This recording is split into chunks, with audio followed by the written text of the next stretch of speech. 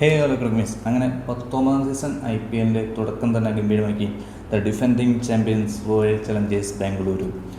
ചിന്നസ്വാമിയിൽ നടന്ന ഉദ്ഘാടന മത്സരത്തിൽ സൺറൈസേഴ്സ് ഹൈദരാബാദിനെ 6 വിക്കറ്റിന് തോൽപ്പിച്ചാണ് ബാംഗ്ലൂര് തങ്ങളുടെ വരവറിയിച്ചിരിക്കുന്നത്.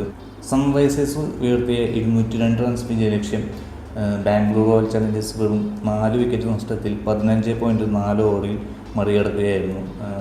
ഇന്നിങ്സിൻ്റെ നെടുന്തൂണായത് മറ്റുമാരുമില്ല, നമ്മുടെ സാക്ഷാൽ വിരാട് കോഹ്ലി തന്നെയാണ്. അപ്പോൾ നമുക്ക് മത്സരത്തിൻ്റെ കൂടുതൽ വിശേഷങ്ങൾക്ക് വരാം.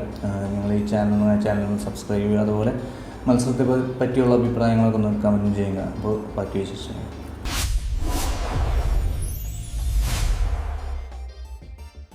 ടോസ് നേടിയ Royal Challengers Bangalore captain Rajat Patidar സൺറൈസേഴ്സിനെ ബാറ്റിങ്ങിനൊക്കെയായിരുന്നു.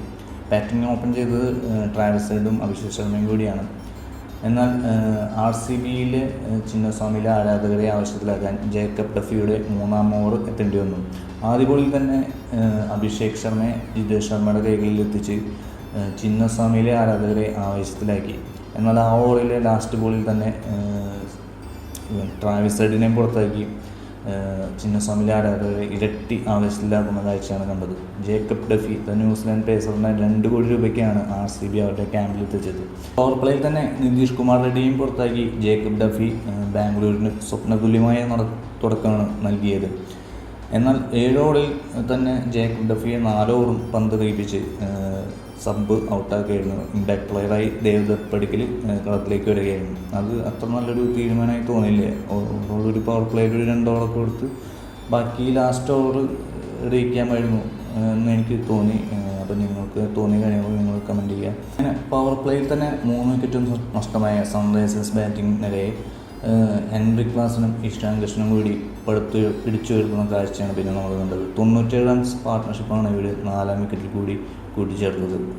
അതിൽ ഇഷാൻ കിഷൻ്റെ ആ ഒരു ഇന്നിങ്സ് നമുക്ക് എടുത്തു പറയേണ്ടതാണ്. ഒരു ക്യാപ്റ്റൻ്റെ ഒരു ഇന്നിങ്സ് തന്നെയായിരുന്നു ഇഷാൻ കിഷൻ്റെ ഭാഗത്തുനിന്ന് കണ്ടത്.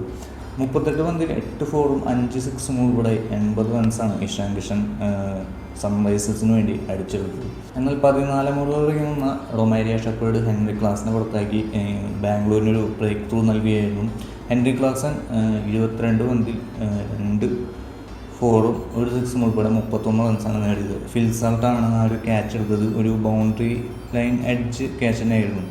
അത് ബൗണ്ടറി ആയോ എന്നൊരു ഡൗട്ടൊക്കെ തോന്നി ആ ഒരു ക്യാച്ച് എടുത്തത് കണ്ടപ്പോൾ. പിന്നാലെ വന്ന സനിൽ നറോളയെ സുരേഷ് ശർമ്മ അധികം വൈകാതെ തന്നെ പറഞ്ഞയക്കുകയായിരുന്നു.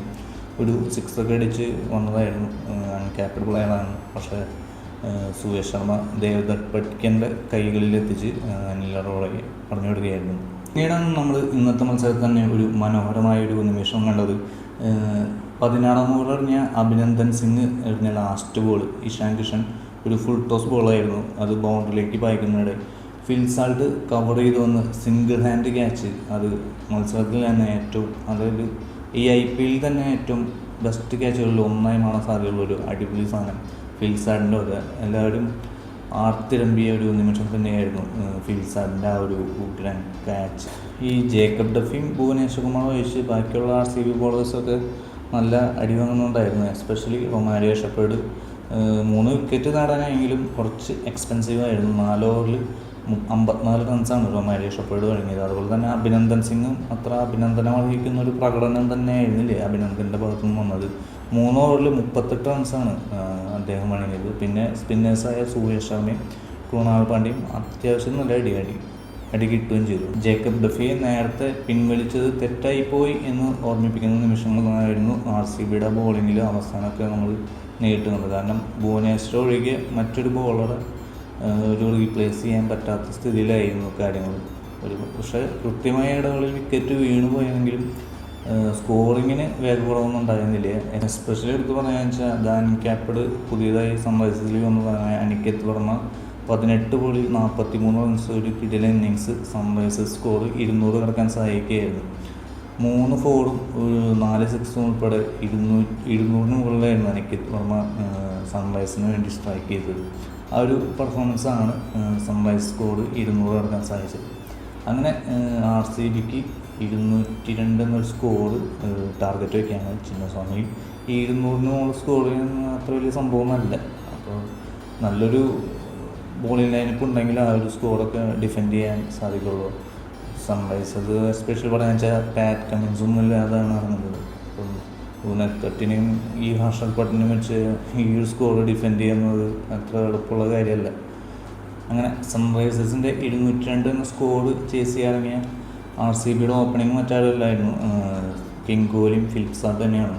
ഫിലിപ്പ് സാൾട്ടിന് രണ്ടാമത്തെ ഓവറിൽ ആദ്യ ബോളിൽ നഷ്ടമായെങ്കിലും വൺ ഡൗണായി ഇറങ്ങിയ ദേവദത്ത് പട്ടിക്കലും കോഹ്ലിയും കൂടിയുള്ള 100 റൺ പാർട്ട്ണർഷിപ്പ് സൺറൈസേഴ്സ് ഹൈദരാബാദിൽ നിന്ന് ബാംഗ്ലൂരിന് വിജയം കൈലാക്കിയായിരുന്നു.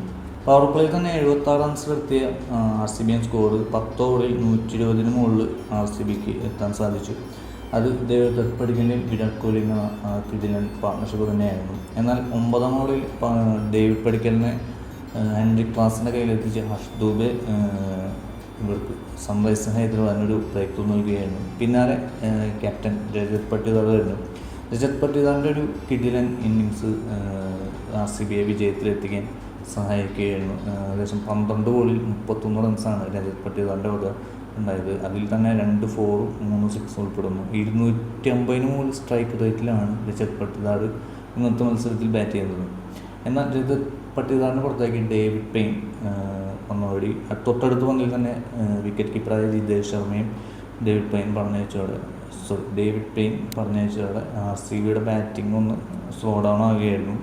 എങ്കിലും വിരാട് കോഹ്ലിയുടെ ഒറ്റത്തുടച്ചു നിന്നതോടെ ടിം ഡേവിഡും ചേർന്ന് RCBയെ വിജയത്തിലെത്തിക്കുകയായിരുന്നു. അങ്ങനെ 15.4 ഓവറിൽ RCB സീസണിലെ ആദ്യ ജയം സ്വന്തമാക്കി പോയിന്റ് ടേബിളിൽ ഒന്നാമത് എത്തിയിരിക്കുകയാണ്. ഇനി അടുത്ത മത്സരം മുംബൈയും KKR തമ്മിലാണ്. അപ്പോൾ മുംബൈയും KKR തമ്മിലുള്ള മത്സരത്തിൻ്റെ വിശേഷങ്ങളുമായി വീണ്ടും കാണാം. അതുവരേക്കും ബൈ.